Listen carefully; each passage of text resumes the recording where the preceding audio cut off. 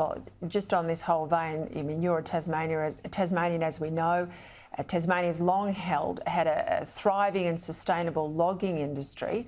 I want to get your reaction to information we've seen in the media this week that half of Labor's branches are out there backing draft motions ahead of the National Conference in Brisbane, mid-August it is, Labor's National Conference, urging the Albanese government to end all logging and all land clearing, which of course land clearing impacts farmers. Yeah, I've spoken about this a couple of times in the Senate, and my Labor colleagues just laugh it off. Don't worry, it's nothing to worry about. But this is Labor policy that they are going to be determining at their national conference. Their platform guides what they do. Now, we've asked Murray Watt, the Forestry Minister, we've asked Tanya Plibersek, the Environment Minister, do they stand by our forestry industry, in particular native forestry, which is the one that's normally in contention? And they never back it in. They'll never stand up for it.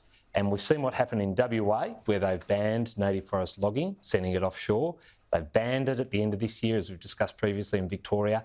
And I will guarantee to your viewers, it's coming to every other state in this country, courtesy of the Labor Environment Action Network, which is going to take over the joint. So if you think you're seeing draconian environmental laws today, just wait till after National Labor Conference. It's going to be a horrendous time. And we've got our work cut out for us in the coalition, and we are going to fight very, very hard to ensure that that madness does not become law.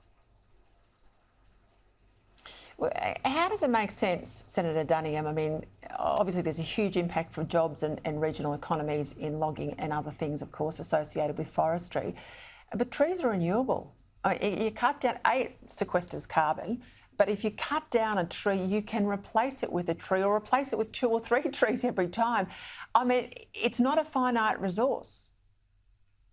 Exactly right. And by law in Australia, when trees are cut down for productive purposes in a forestry setting, plantation or native, they're to be, and particularly in native, they're to be replanted. So your point about it being renewable is exactly right. And as they grow, they suck in carbon, you cut it down, the carbon's stored forever.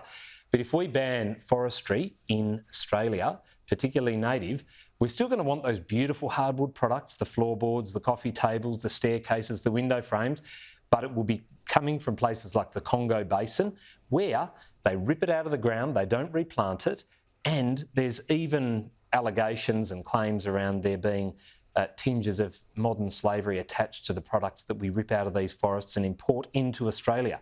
We certify our trees, we manage them to world's best standard. It's good for the environment, but Labor just don't want to see this happening in our backyard. They want to send it offshore so everyone in downtown Melbourne and Sydney feels okay about it. Thank you for unpacking all of that, Senator Duniam. Absolute common sense.